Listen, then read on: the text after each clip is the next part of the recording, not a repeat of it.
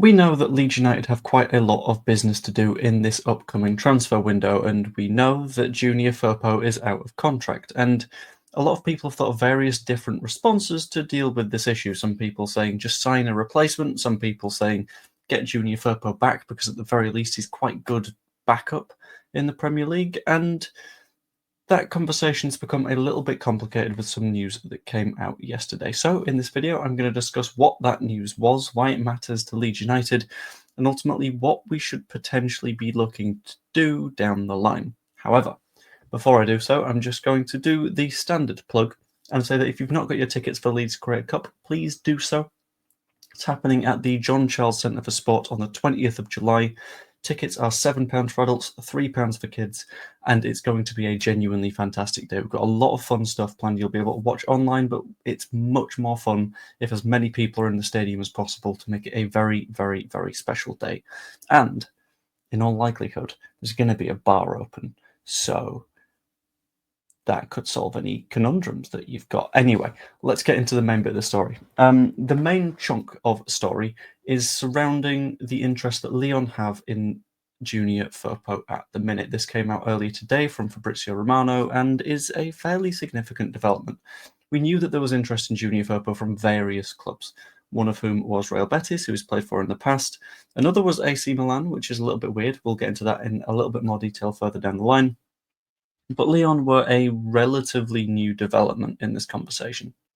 So, having heard this, I thought I'd take a quick look into why Lyon are potentially looking at getting another left-back on side. Sorry, my screen's just lit up. I'm recording this at 1 in the morning because I've got a work shift starting in about half an hour, so I figured might as well use my time effectively.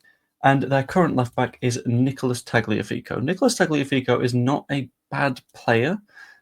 However, he is getting on a little bit. He's currently 32 years of age. By the start of the next season, he'll be pushing 33. And I'm not entirely sure where his contract is at the moment. Let's have a look. Tagliafico. Contract. His contract expires now, basically, which is potentially a little bit of a problem for them. So they will be looking to get a left-back on board, and that could become a little bit of a concern.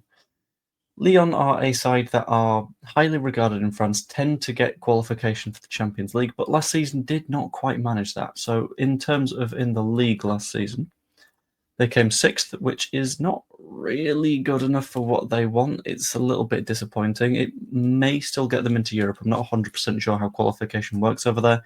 I think that should do the Europa League, but again, can't be certain. But it's not great for them. And they kind of need a little bit more of an attacking zest to them whilst adding defensively. So whilst they scored 65 goals, sure, that's pretty damn good. Only one of the clubs that qualified for the Champions League scored fewer goals than they did, that being Monaco, and even they only scored 2 goals fewer.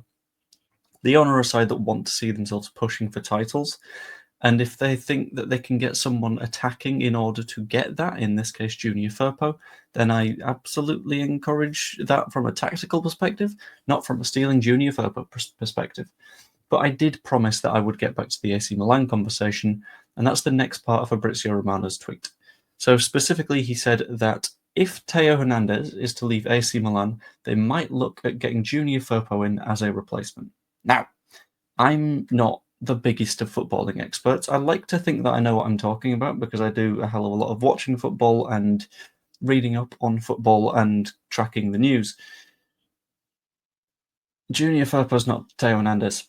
Theo Hernandez has won a World Cup. Junior Firpo is a number 10 for the Dominican Republic.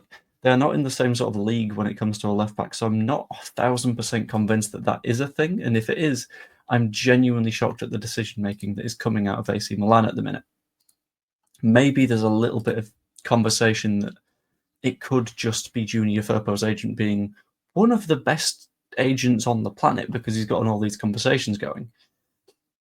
But that one personally feels unlikely. However, the chance of him leaving is starting to feel a little bit bigger and bigger and bigger, which is why we need to look at what Leeds United need to do.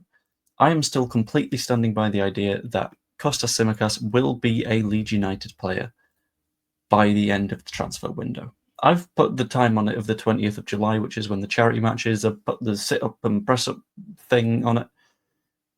But I'm absolutely convinced that Kostas Tsimikas will come in. But even if he does and Firpo leaves, I still think we're relatively light at left-back.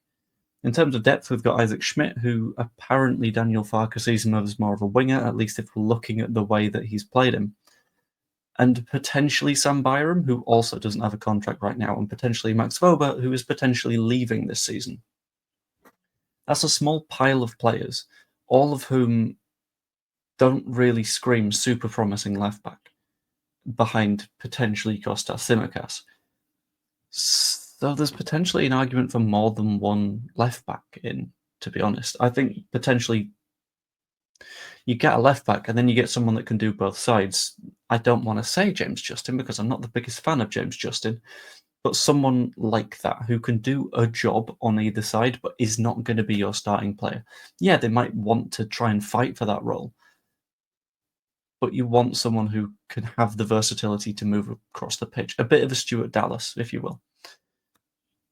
Ultimately, I feel like the best possible outcome for Leeds here is we get a starting left-back in and we keep Junior Firpo, just because that puts a little bit of pressure on both of them to perform at their best.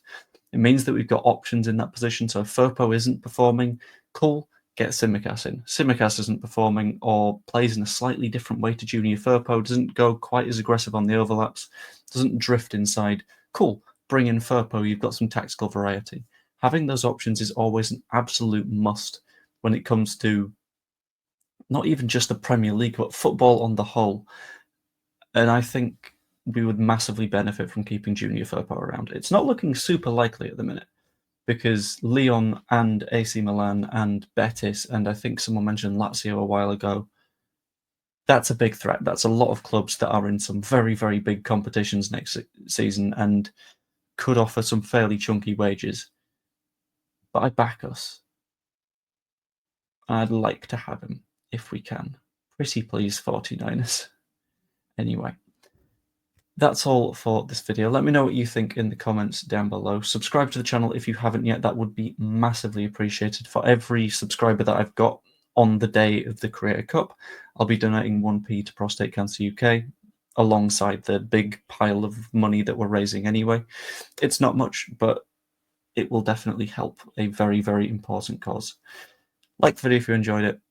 Become a channel member as well if you fancy. It's $2.99 a month. You get videos like this one early. And yeah, I will see you later. And I cannot believe it is 1:10 in the morning. And I don't finish work for another 5 hours. It's going to be great. It's going to be great. If I don't do a stream tomorrow, there's your explanation. Toodaloo.